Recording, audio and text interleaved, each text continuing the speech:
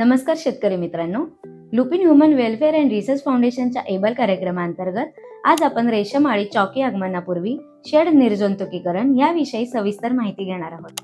यासाठी ही व्हिडिओ शेवटपर्यंत नक्की पहा। शेतकरी मित्रांनो, तुम्हाला माहितच आहे, आपल्या पारंपरिक शेतीला शाश्वत उत्पन्नाचा पर्याय म्हणून रेशीम कोष उद्योगाकडे पाहिले जाते। महाराष्ट्रात मागील काही वर्षापासून रेशीम कोष उत्पादनात चांगला प्रतिसाद मिळत असून काही शेतकरी तुती लागवड आणि रेशीम कोष उत्पादनाकडे वळत आहेत। रेशीम आळी संगोपन करत असताना निरोगी आळी, दर्जेदार कोष आणि अधिक उत्पादन याची सुरुवात होते नेहमी स्वच्छ आणि निर्जंतुक शेड पासून।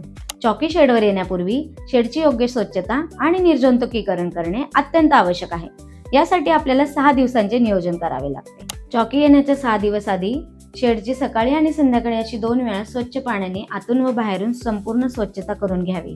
दुसऱ्या दिवशी प्रथम स्वच्छ पाण्याने शेड धुवा, त्यानंतर 100 लिटर पाण्यात 5 किलो ब्लीचिंग पावडर मिसळून फवारणी करा। यानंतर लगेच पुन्हा स्वच्छ पाण्याने शेड धुवून घ्या। तिसऱ्या दिवशी कोणतीही प्रक्रिया करू नका। चौथ्या दिवशी 100 लिटर पाण्यात 1 पाकिट अस्तरा मिसळून शेड मध्ये फवारणी करा। पुन्हा 5वा दिवस येईल, त्या दिवशी काही करण्याची आवश्यकता नाही। 6व्या दिवशी 100 लिटर पाण्यात 1 पाकिट डेकॉल मिसळून शेड मध्ये फवारणी करा। आता 7व्या दिवशी आपला शेड चॉकीच्या आगमनासाठी पूर्णपणे तयार झालेला असेल। शेतकरी मित्रांनो, लक्षात ठेवा, प्रत्येक निर्जंतुकीकरणाची प्रक्रिया तितकीच महत्त्वाची आहे। यामधील एकही टप्पा वगळू देऊ नका। योग्य स्वच्छता आणि निर्जंतुकीकरणामुळे निरोगी आळी, रोगमुक्त संगोपन आणि दर्जेदार कोष उत्पादन आपल्याला मिळते। अधिक माहितीसाठी लुपिन फाउंडेशनच्या पेजला फॉलो करा आणि चॅनलला सबस्क्राईब करा। तसेच ही माहिती आवडल्यास आपल्या शेतकरी मित्रांना शेअर करा। धन्यवाद।